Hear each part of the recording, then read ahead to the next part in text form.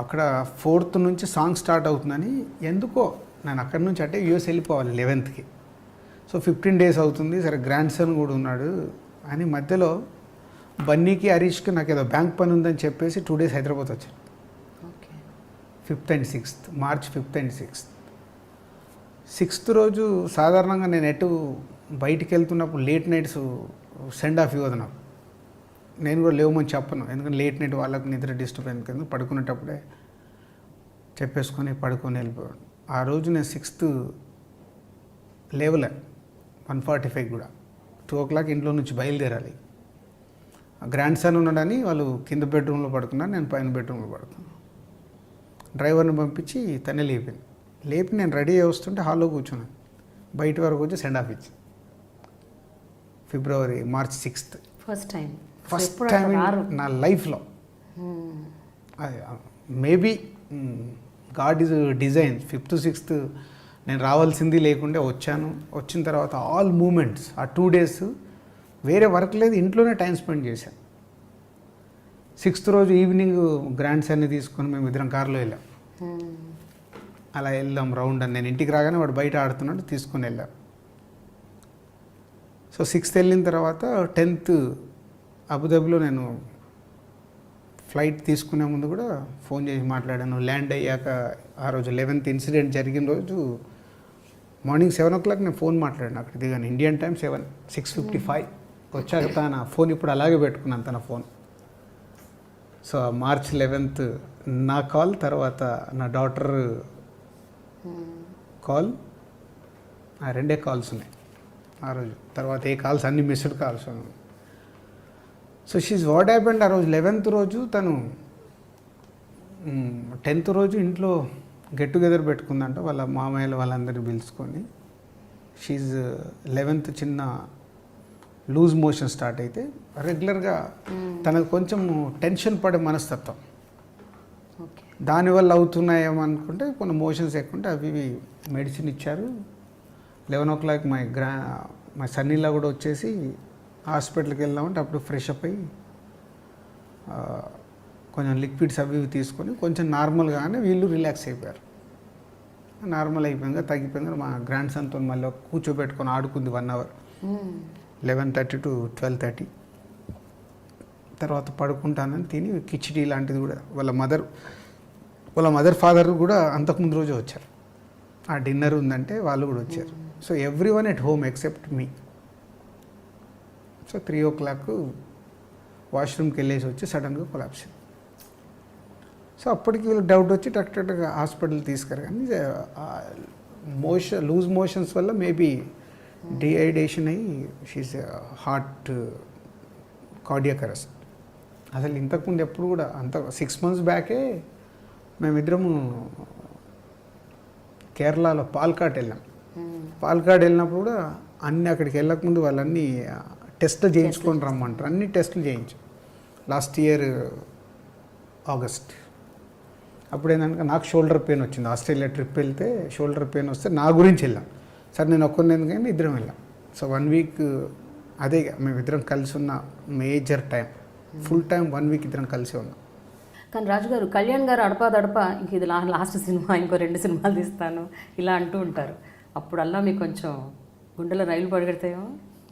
అంటే ఇది ఇప్పుడు నేను నమ్మేది ఏదైనా ఇప్పుడు జరగాల్సింది ఉందనుకోండి, మా కాంబినేషన్ 100% జరుగుతుంది. అది నా సంకల్పం, నేను దాన్ని నమ్ముతాను. దానికోసం వెయిట్ చేయాల్సింది ఏదైనా టైం రావాలి.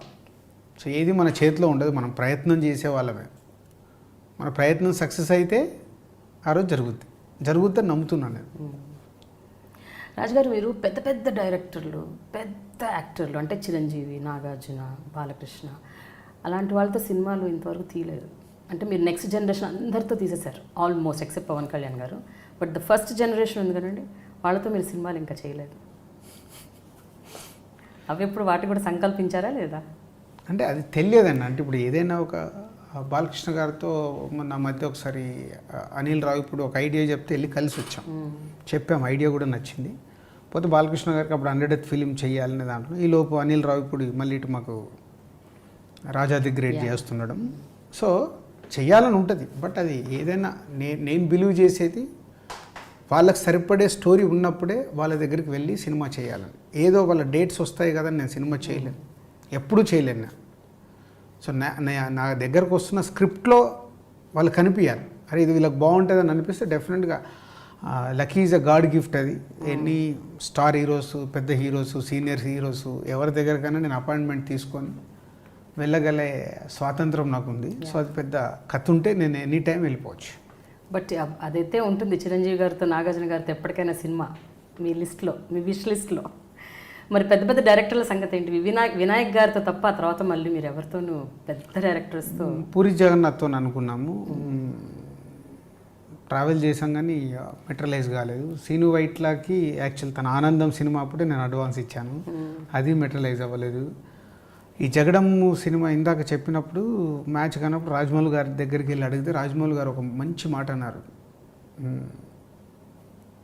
మీరు ఇంతమంది కొత్త డైరెక్టర్లకి లైఫ్ ఇస్తున్నారు, నేను మీకు సినిమా చేస్తే అదొక సినిమా అవుద్ది, మీరు సినిమా చేస్తే ఒక డైరెక్టర్ పుడతాడు. అంటే ఎందుకో రాజమౌళి గారు ఆ మాట అన్న తర్వాత నేను అక్కడ నిజంగా నాకు ఒక ఇన్స్పిరేషన్ వర్డ్ అది. నిజమే కదా, ఫెయిల్యూర్ డైరెక్టర్స్ ఉన్నారు, సో వాళ్ళు స్ట్రగుల్లో ఉంటారు, సో సక్సెస్ సినిమా చేయాలి, రైట్ ప్లాట్ఫామ్ కావాలని, అండ్ కొత్త డైరెక్టర్లు ఉంటారు. వీళ్ళతో నేను ఎక్కువ ట్రావెల్ అవ్వడం వల్ల వాళ్ళకు సినిమా వస్తుంది. నేను పెద్ద డైరెక్టర్తో వెళ్ళి సినిమా తీయడం వల్ల ఒక సినిమా అవుతుంది. ఓకే. సో మొన్న ఈ మధ్య త్రివిక్రమ్ గారు కన్ఫర్మ్ చేసుకున్నాం ఒక ప్రాజెక్ట్ చేయాలి.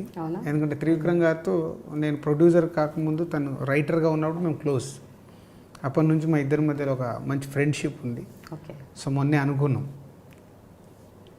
మీరు ఫ్యామిలీ ఎంటర్టైనర్స్, లవ్ స్టోరీస్ ఎక్కువ తీస్తున్నారు, మరి వేరే జానర్స్ ఏం ట్రై చేయరా? Horror, thriller?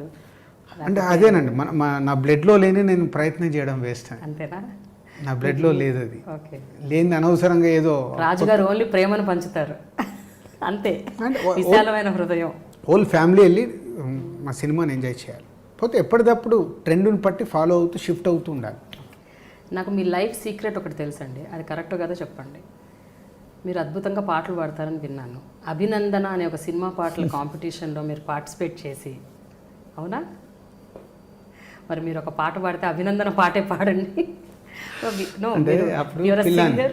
అప్పుడు పిల్లాని, అప్పుడు నా age is 19 years. Abhinandana is 1989. So 19 complete అయ్యి 20 years నాకు. సో అప్పుడు ఒక ఎంతుజాదం, సో దాంతో ఆ సినిమా నాకు చాలా పిచ్చి. ఓకే. అభినందన, మైనే ప్యార్ కియా, గీతాంజలి కరెక్ట్ నేను టీనేజ్ నుంచి షిఫ్ట్ అవుతున్నప్పుడు వచ్చిన సినిమాలు. ఆ 3 సినిమాల ప్రభావం నా పైన చాలు.